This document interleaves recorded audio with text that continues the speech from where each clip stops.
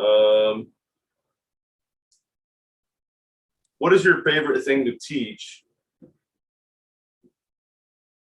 My favorite thing to teach is probably at this point with the students I've had and how far they've gotten is the gin training.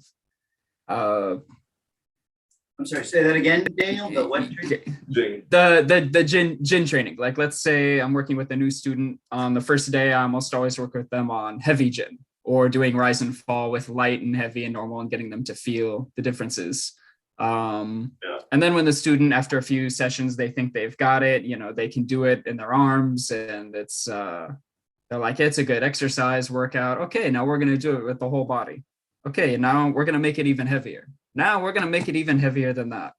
Now we're going to do it, I want you to hit my arm, and then I'm going to make my arm heavy and you hit me. Okay, you feel that. Now it can be used for defense. Here's the offense side. Here's the health side. And there's so many different sides to each gin that when I teach, let's say a new one, like, okay, I'm going to teach waving today. Let's just do the health aspect of waving. And they like it and they think it looks cool on the form and it helps them have this flow. Well, great. Now there's an offensive side to it. Now there's a defensive side to it. Now there's another kind of health side to it that's different than just loosening up. There's actually being able to find that tension and wave it outside of you. And there's more than one kind of waving. There's waving like an ocean. There's waving like a tree in the wind. There's waving, so many different levels to it that every time I explain one slight difference or one new level to a student, the look on their face and they have like this mind blown kind of expression. They're like, whoa, you can do that too. And it's so consistent that I'm like, oh, I like that feeling. Cool. What is your favorite thing to practice and why? My favorite thing to practice is stacking those different gin patterns together, not just doing one or two at a time, but trying to stack as many as you can. I feel it's really good training for your yi and your ting to be able to feel all of those different energetic qualities happening at the same time, and the effects that it can give you in push hands or when sparring with the student a little bit, like, okay, let's turn everything on just a little bit, see the effect that goes.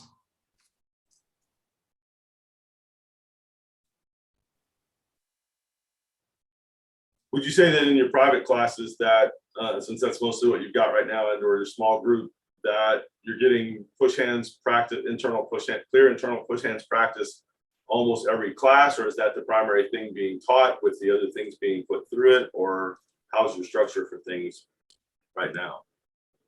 It's definitely not the primary thing being taught with most classes due to the students' goals, which are mostly focused on health. I do have one student that we dedicate, give or take, 20 minutes of our hour-long class to push hands every time, and he loves that.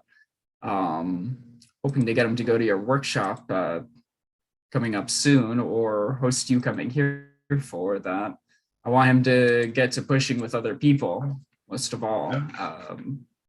I did once I told him that this is the number one way to build up those internal skills, he got all committed for it. And now that he's built up to a certain level of skill and he's feeling more confident at it, he loves it. It's a little rough at first because he didn't like getting pushed around, considering he's twice my size. But now he's having a lot more fun with it. Cool. Yeah, and you have it so that if somebody came to you for private lessons, they could do the push hands. It's probably too hot during the summer in Phoenix to really have a meetup anywhere. Yeah. No one wants to do push hands in 112-degree weather. Yeah, I get that. Yep. And so those once fall, when does fall happen there? February? Fall happens, give or take, the first week of November. Okay. So then you may have some meetups that you can schedule in the wintertime. Yeah, starting in October, I'm planning on doing a lot more open classes at parks, so with a lot more push hands, more so just to get it to spread more. just to get everyone to understand what it is more. Cool. You know what I'm saying, even if I'm stumbling with my words. Yeah, get people playing, get to feel some of the stuff, and then knowing, and then picking up some education so that they get what it's about. Exactly. Mhm.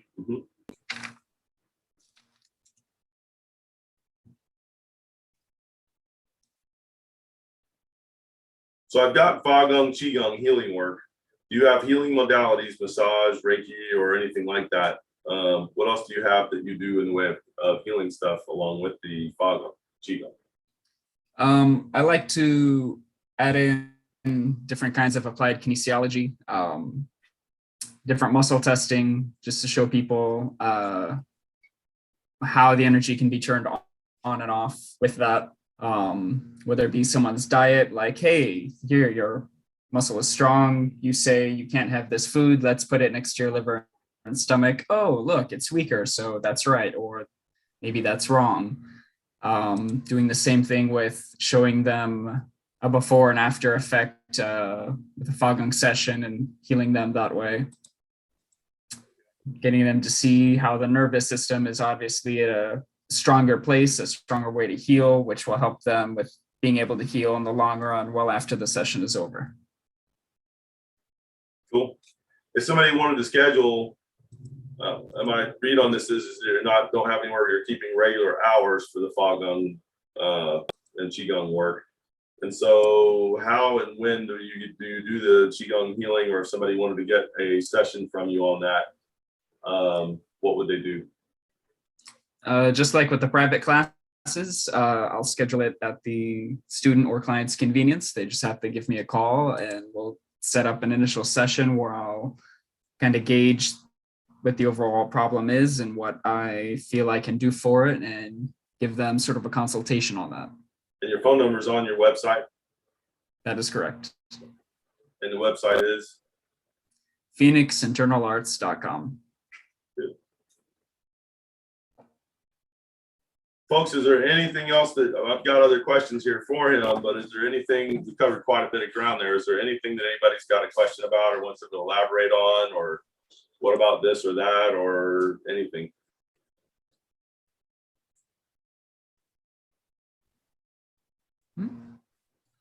If I could just throw in just one comment from meeting Daniel, and I think it's amazing. Most of the other guys on the, on this podcast got started in Tai Chi later in life. And I think it's great that Daniel has taken such a great interest from such a young age. And, he's really got a lot going on there. Yeah, and I just wanted to compliment your teaching at the gathering that we just had. The way you showed wave with the ropes tied to the chair and whatever was very inventive, really, really nice. And it's so neat to take our Sifu Clears curriculum and find really unique ways to show it and get it to click with people. So awesome. Thank you both. I appreciate that. You're Tyler, you're on mute. This has absolutely nothing to do with Daniel's martial arts skill. I think they speak for themselves. But I was impressed enough with him as a person. I wanted to introduce him to my daughter. That's how I felt about him. I remember that when you said she has an engagement party just a little bit ago. I'm like, oh, is this the same one? Yes, it is the same one, unfortunately. But she did find a good guy. Cool. Daniel, I have a question for you. You train a number of different arts. Obviously, a big focus on the Tai Chi and your development in that area, but also the Shin and the Bagua and the other things that you've done and still do and are still interested in and passionate about. Is there something that ties those things together? Is there a common thread that you're really, that's the thing you're really after? And all these arts are potentially vehicles for that? Or is there something that kind of is consistent between them that is that's why you've chosen those arts versus others? I really like challenging and pushing myself, and the arts that are specifically taught by Sifu Clear and that I've put a lot of time into can challenge you in a lot of different ways. And they have a lot longer lasting benefits and effects. Like I had spoken at the gathering, being able to take a lot of Tai Chi principles, whether it be the breathing and the posture and the mindset, getting into the now state, you can apply into any sort of situation that you're in. And it's very empowering. It brings out your fullest potential in, with your health and your focus and the way you're able to handle different problems in different areas in life. And you can even do it in creative ways, even with the different Jin patterns and the different ways that those can apply outside of the martial realm. So being able to even take a lot of this sort of training and make it my own and apply it to time outside of my own training hours has been fantastic. And that's what's kept me going, because I know that it's not just like, well, yeah, I learned how to kick really hard and when to turn my hip correctly when I'm throwing a round kick. So I'm just going to keep doing that forever and see when that's going to apply to outside life when someone pushes me the wrong way. Well, yeah, you can get that in other arts, but there's so much more to the Tai Chi and the Xingyi and the Bagua, even just as far as mindset, avoiding the problem or keep moving or, being able to root and find yourself or being more in the moment and not thinking of what could happen or what did happen or anything like that. Cool. Yep. Movement, energy, mind, body, and spirit training. Yeah, trying to do a lot more of that, a lot more of the spirit part.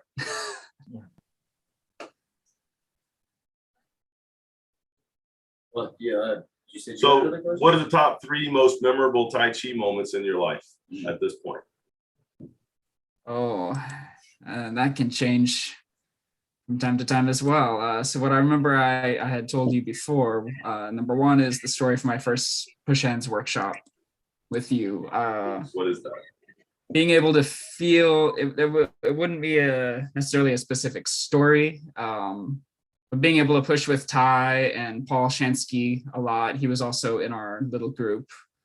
And being able to feel the energy and being able to know that there are specific schools like yours that have a specific curriculum, a dedicated training program that is open and that you don't have to pay, $20,000 for or be a disciple for a decade before it's open. Being able to see that it's open to everyone and that everyone can learn and grow and that the teachers are dedicated and everyone's helping each other to grow with a great sense of camaraderie. So just the whole environment of Tai Chi, internal arts done in Clear Tai Chi is my first and best story. Any others? Story. Any other like memorable moments along the way, or You got that you had an epiphany at the push hands level 2. Yeah, go ahead. Yeah. So story number 2, when I had left that Wudong mountain and was like, hey, I'm going to go to the push hands level 2 workshop. Matt, right? Remember, especially during those times, I would be the first one outside the door in the morning, waiting for the door to be unlocked. Art Don would usually be there too, hanging out with me. I remember I was there one morning and it must have been the 4th morning of that workshop. You just covered Wave for the first time and I had bought the Wave DVD from you that same day. It's like, oh, this is awesome. And we were doing Pong and other things during that the day before. And I was walking back and forth in front of your school by, I guess, the Roost place that's right next to you. And the wind started to blow. And I saw the way the wind was blowing in the tree and the waves. And I was like, hey, that's Jin in nature. And I didn't really at that point thought about it being in nature. I just thought, this is just things that we're doing ourselves while we're pushing each other and punching each other. Mhm. And then I turned to that black gate area at that roost place, and I kind of smacked it with my knuckles, and I'm like, hey, this has like a natural heavy Jin, as well as a Pung Jin, as well as a vibrating Jin, and that must be the principles of this metal. And in between two of the bars, there's a spider web blowing in the wind, and I'm like, hey, this has a wavy, bouncy quality as well as a sticky, magnetic quality. Look at all these different things in nature you can learn from as far as Tai Chi. And I was like, oh, this must be how all those masters came up with all these different things back in the day. And I'd heard you say the story of like some salamander that you were watching and learned from, and Uncle Bill learning from the monkeys. And I was like, hey, it just had this epiphany of how much I could learn and how much more attention I should pay to these different things that can build my Tai Chi skill everywhere I go.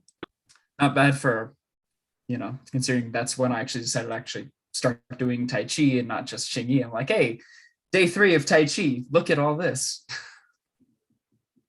Yeah. Cool. My third story would probably be when I really started to understand the depth of it all. I had done the Tai Chi level 2 testing with you a few days before, and you kept telling me to go softer. And then during the Fogong workshop, feeling the energy with everybody, I was working with Art Dawn, I believe, during that workshop, which was awesome. Him or Steve. Yeah. Robert. And well, Steve walked up after Art was working on my shoulder, and he asked Steve to kind of double check on it. And Steve connected into it, and he's like, yeah, your shoulder will be just fine if you make it go softer. And this conversation seemed to go in my head for a while. But in my mind, I was like, what do you mean go softer? I'm relaxing all the muscles. What does he want me to do? Relax the tendons? Oh, wait, I can do that. What if I relax the space between the joints? Okay, what if I relax the bone marrow? Okay, what if I relax, all these different things? And in my mind, I'm like, well, you can really go this far deeper. And all you all kept saying to me is go softer, go softer. And I didn't realize how many different levels to softer there were. I just thought it was, you relax your muscles. No, there's a whole lot more to it. And that was just focusing on my shoulders. So the next day when I flew back to China, I had to go through 3 or 4 airports to get back there. Every airport, I'm standing around waiting for my flight. And I'm like, okay, go softer with this, go softer with that. Make the Dantian softer, make the meridian softer, make everything softer. And it was, that's when I really understood that Ting and everything else has so many different layers to it, so much more depth than I originally thought. It's not you're in the now state or you're not. Well, there's different levels of that too. Levels of that too. There's different levels. Yeah, you told me that one. Cool. And one of the things that working on as a teacher, and I know from working with you guys, and all of you do too, is getting better and better and better about being able to articulate that in a way so that people can relate and go, oh, I wasn't doing that part. That it is more than just relax. Because like, at some point you're going, I think I am, but I get it that he keeps saying it, so there must be something more missing. Don't worry, I go through it too. Yeah, when I'm with Uncle Bill. Lower. Well, softer. Lower and softer. And I can do it to a level, and then it's like now another level, now more. It's like, well, okay, so he doesn't mean with parts I just did, because I can tell I'm towards the zenith on that part. So I got to explore around or feel or look at him, feel him, and go, what's he doing? Oh, he's doing this part, and then keep doing it and doing it and doing it and doing it, and yeah, good fun. Yeah. It is. Internal work is hard work, but different time. It is. And it's not just giving the students the answer, it's help lead them and guide them to having an understanding of the answer themselves. And that's, again, why I like the way that you teach, because it does that so that I'm not just doing it's not monkey say, monkey do. It's getting such an understanding of it that I can now share it with others and Yep. have it where I can train myself at home as well. Yep, and transfer those abilities to other things. Oh yeah. Like you were saying.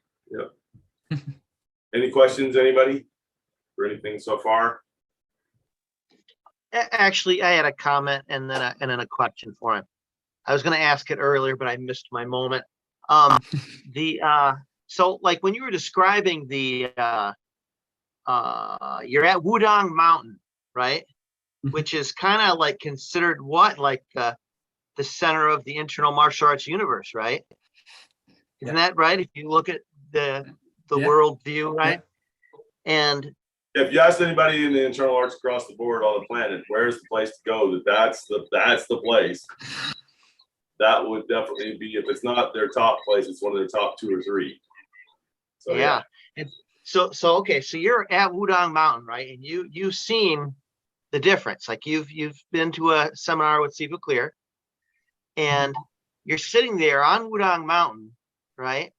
And first of all, I want to say, because it doesn't seem like a big deal, but my experience has been most people would have stayed at Wudang Mountain, even though it wasn't as effective, because everyone said that that's the place to go.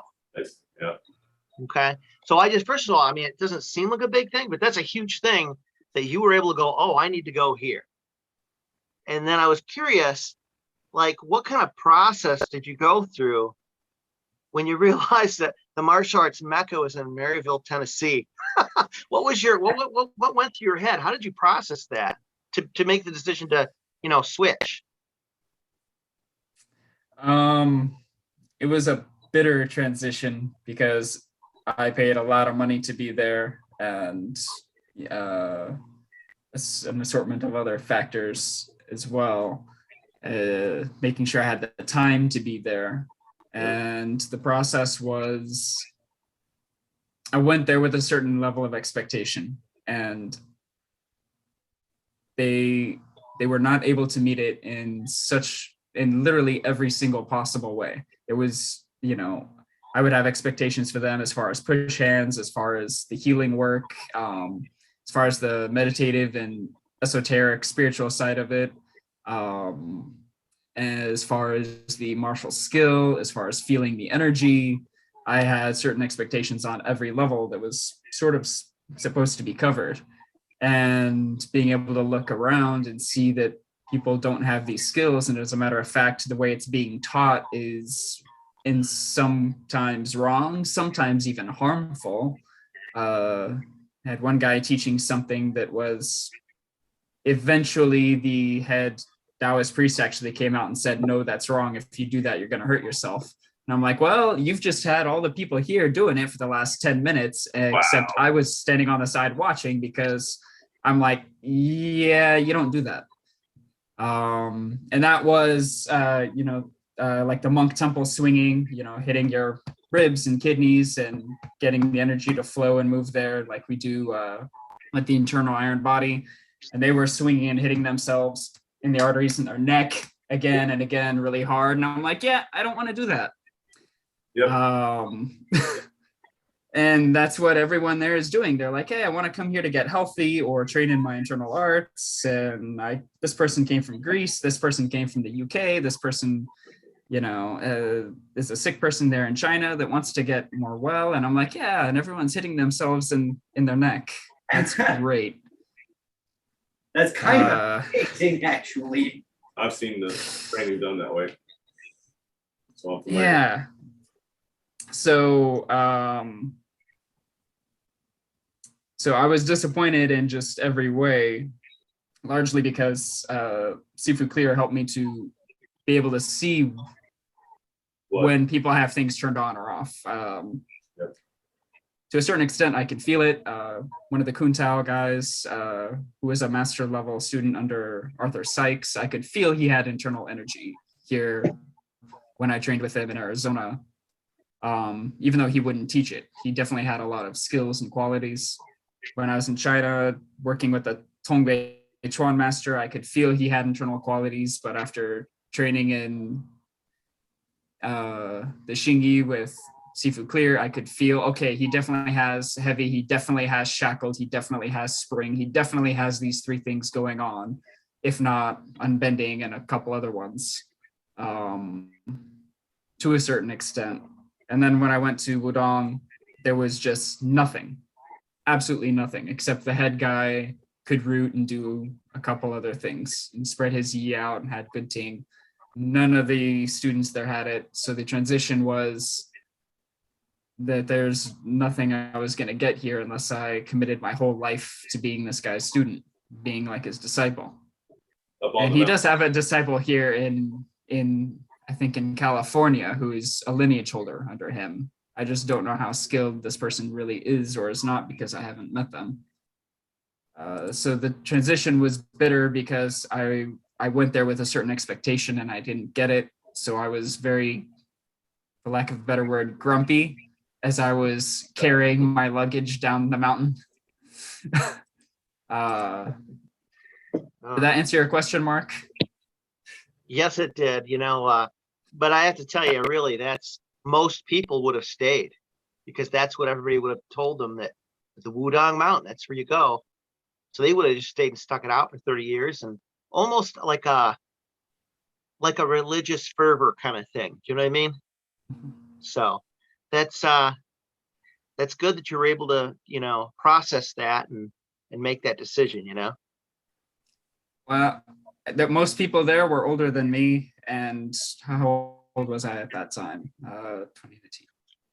28, 29 years old. I'd learned by then that punching yourself in the neck is not the smart thing to do. And everyone there kept doing it. So I was like, yeah, I'm not staying. Not staying. When you say it out loud, it kind of makes sense. Well, they had this faith to just do what the person in front of them was doing. And the guy who was teaching it was kind of a newer disciple and didn't know how to do it right, which is why the head guy eventually showed up and said, no, that's not what you're supposed to be doing. So at least he knew what to do, but he wasn't teaching either. It would be, it's not good. Cool.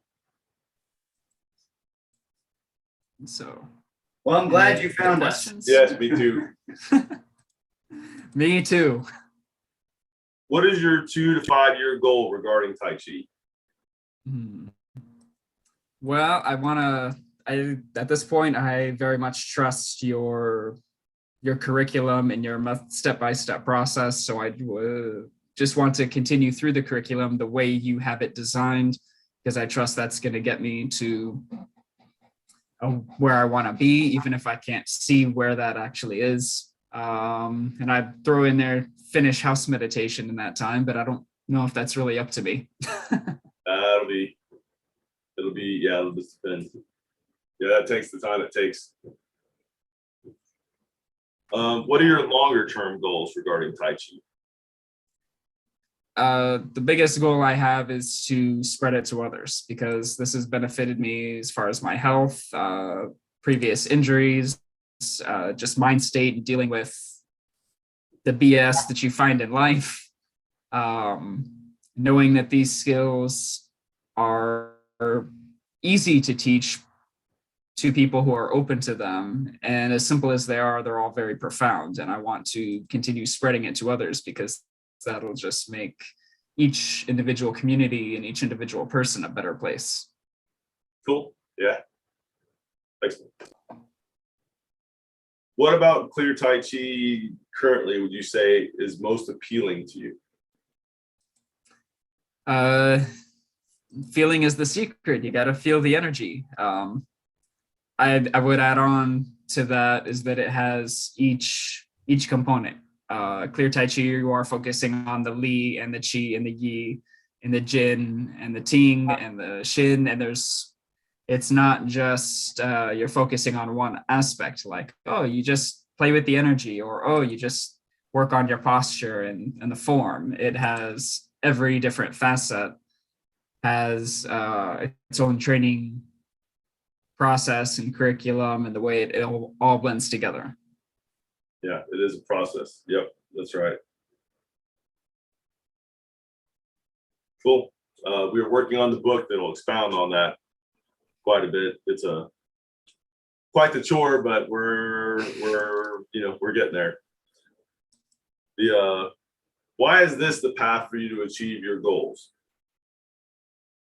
Again, I want to say something different than what I originally gave to you. That's okay. Why this is the path is because it's easy to gauge where you are and then how far you've come, because it is a step-by-step process, and it's easy to see, okay, before I could not feel this, but now I can feel this, or before I could not do this and now I can do these other things. It's very easy to gauge where you are on this particular path.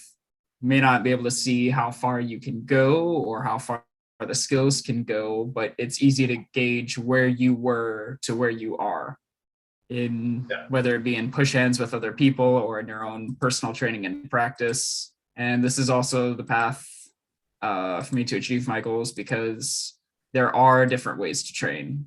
Even if I'm sitting at home by myself, there's something I can do. If I'm sitting in a movie theater, there's something I can do to train. There's always a way to train and get better in one way or another. Cool.